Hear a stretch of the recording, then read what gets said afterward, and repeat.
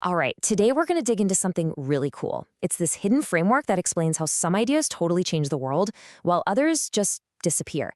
It's called the diffusion of innovations, and honestly, it's one of the most powerful ways of thinking you'll ever come across. So let's jump right in. I mean, just think about it for a second. You've seen this happen a million times, right? Some new gadget or a wild idea or even a social trend just explodes out of nowhere and suddenly it's everywhere. But then you see other ideas that seem just as brilliant and they just fizzle out. What's the deal? What's that secret ingredient that separates a world-changing idea from a forgotten one?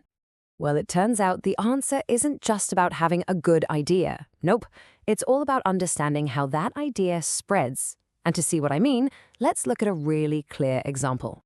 Okay, so think about smartphones versus hoverboards. The smartphone? Wow, it became this essential part of us, right? It totally changed how we talk, work, live, everything. But hoverboards? They were cool, for sure. Super futuristic, but they kind of just ended up as a fun toy, a novelty. Both were new tech, but their journeys couldn't have been more different. So what gives? So what explains that huge difference? Well, the answer is in this really powerful theory that basically unpacks the whole phenomenon for us. Okay, so this is the core definition: diffusion of innovations. Let's, break that down into plain English. The innovation, that's just the new idea or product. Diffusion, that's how it spreads. And the social system, that's just the group of people it's spreading through, like a school, a city, or, well, all of us. So the theory is really just a map of how a new idea makes its journey through a society.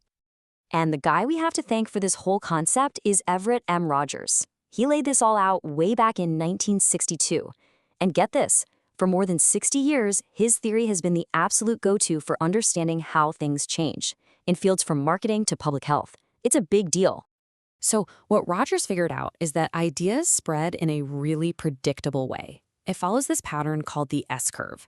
At first, it's super slow. Just a couple of pioneers got on board. But then it hits this tipping point and boom, it just takes off, this period of explosive, super fast growth. Then, finally, when pretty much everyone's adopted it, things slow way down and level off. But here's the interesting part. Who are the people driving this S-curve? Well, the theory says society is basically broken down into 5 different types of people, all based on how fast they are to jump on something new. Just look at this chart for a second.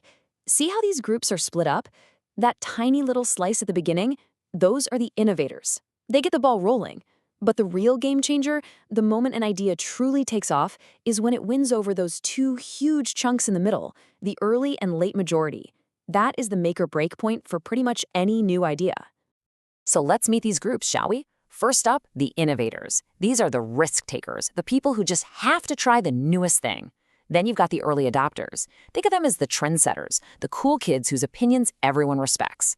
Next is the early majority. They're more deliberate, They wait and watch to see if something is actually working before they get on board.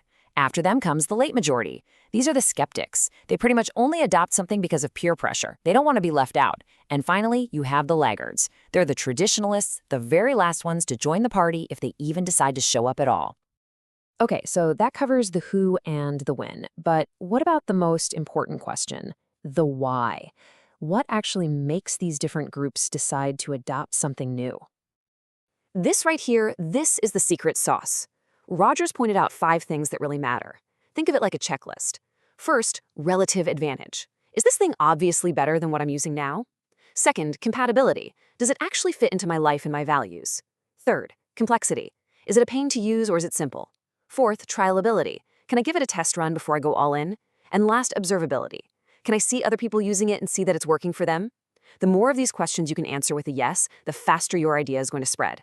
Simple as that. Okay, so this framework is awesome. It's super useful, but like any big idea that's been around for over 60 years, it's not perfect. It's definitely got its critics. So what exactly is this model missing? Where does it fall short? Well, critics usually point to a few things. First is a pro-innovation bias.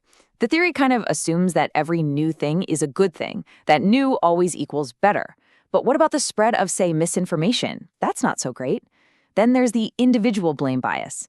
It's easy to look at the laggards and blame them for being slow, but maybe there are bigger reasons, like they can't afford it or don't have access. And finally, sometimes a new innovation can actually make inequality worse by giving the already privileged early adopters yet another advantage. But look, even with those really valid criticisms, this theory is honestly more relevant today than it has ever been. Let's just look at how you can see it playing out all around us right now. I mean, this framework totally explains the insane, lightning-fast spread of AI tools we're seeing. It's the blueprint for public health campaigns trying to get vaccines out, and it perfectly explains internet virality and meme culture. Think about TikTok. Why did it spread like wildfire compared to older social media? Well, it was super observable, it was incredibly easy to try, and its relative advantage, pure addictive entertainment, was obvious from the first scroll. So here's the bottom line. The diffusion of innovations isn't just some dusty old theory from a textbook.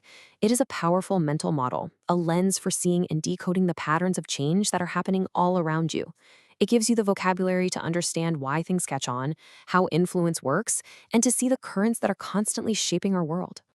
And what it really shows us is that huge world-changing shifts, they don't just happen instantly.